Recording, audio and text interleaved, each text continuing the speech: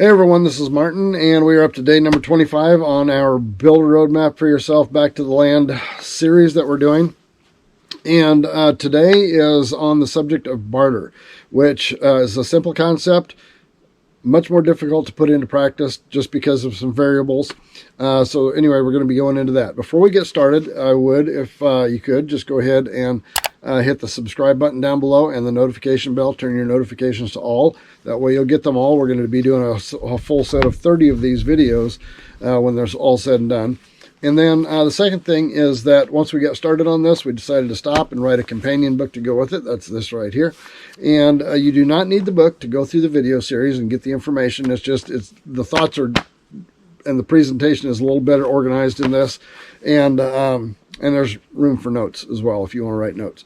And down below in the description, you'll find how to get those through Amazon. You can also get a $3 cheaper version of it from us because it was early edit of this, and there's still a lot of typos in it. So if you can put up with the typos, you can put it up with $3 less.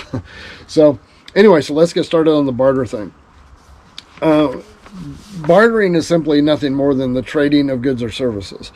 And it comes in very, very handy on a back to the land movement where you're trying to conserve costs as much as you can and raise product that has value or create product that has value that you can trade with other goods or services with other people.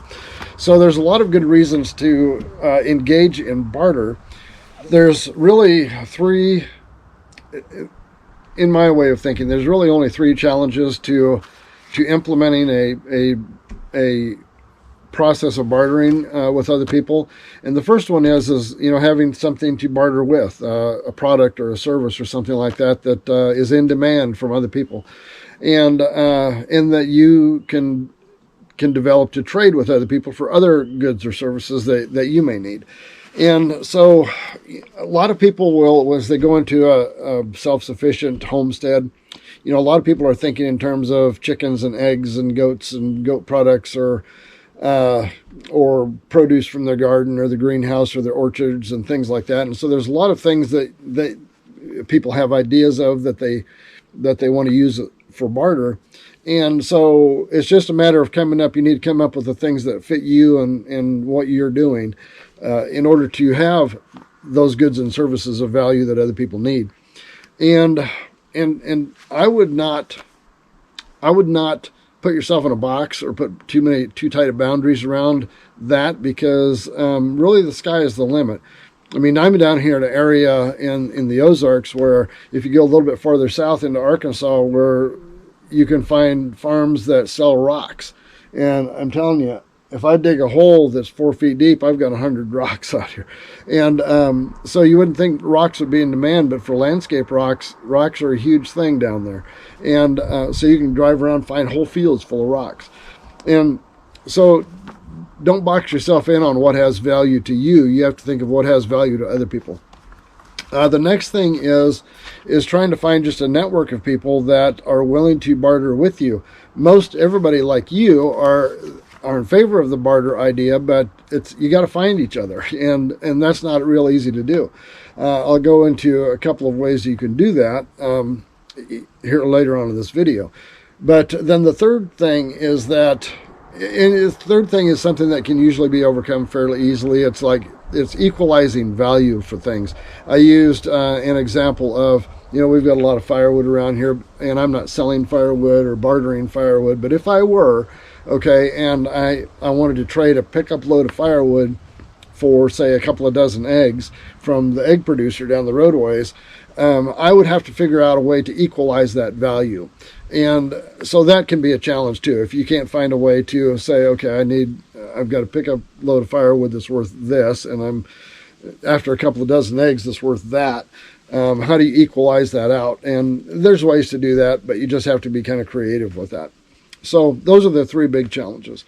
As you start looking at creating products for yourself, I would make, if you're planning on doing bartering to start with, or if you're planning on just selling produce or products from your land, either way, make that part of your regular process of figuring out what kind of things have value, what kind of things can I trade into, can I turn into cash, or can I turn into barter goods that that will have value to other people that are going to be willing to exchange with me on that, whether it's money or other goods or services.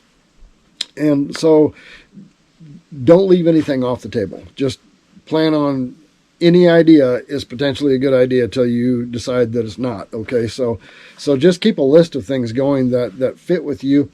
I have a friend that has a huge goat herd. They started out planning on doing goat dairy products, as in milk, cheese, ice cream, just that kind of stuff. And they found that their business was much more lucrative if they turned that goat milk into soaps, lotions, things like that, and there was less regulation on it. So they changed their whole focus of their goat dairy over to something that was entirely different, that went from struggling to being successful.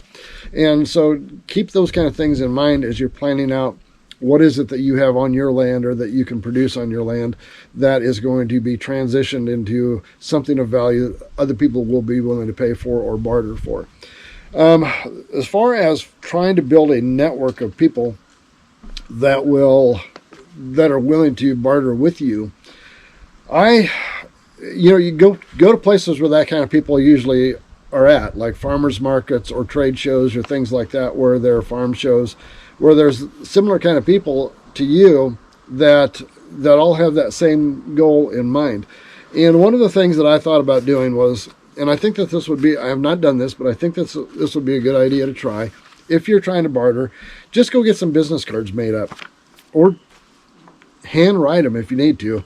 Just something small saying, I'm willing to barter.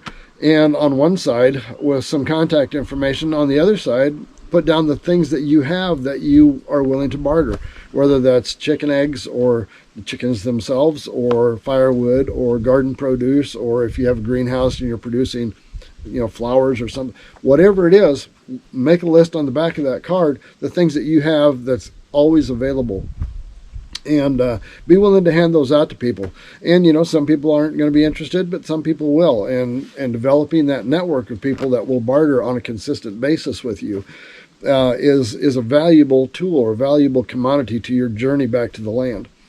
As far as equalizing value, that's just a matter of trying to figure out what you can trade with, and increase quantities or decrease quantities to match other services or goods that of things that have different values to them.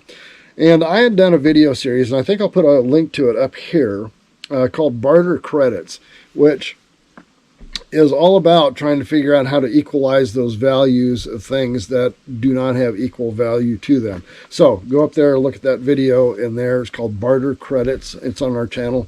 And that goes much deeper into that equalizing value of things, and helps you understand how to create the ability to equalize the value out there. I'm not going to go into the whole thing because it's kind of a long video. I think it's like 15 or 20 minutes long.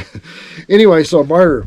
If you have a notion to do that, the three things that you need something, goods or services that you can barter with. You need to have that network of people that that you can go to. You need to develop that network of people. And then the third thing is you need to understand how to accomplish an equalization of value for things when the value of them that you're bartering is not of equal value. So anyway, that is the subject of bartering for today. And tomorrow we're going to get into one. I'm not going to tell you what it is because it's going to surprise you when I bring it up. So anyway, make sure to hit the subscribe button, the notification bell, and we'll see you tomorrow. If you've enjoyed this video, give it a like and a share, and don't forget to hit the subscribe button down below and the notification bell. See you next time.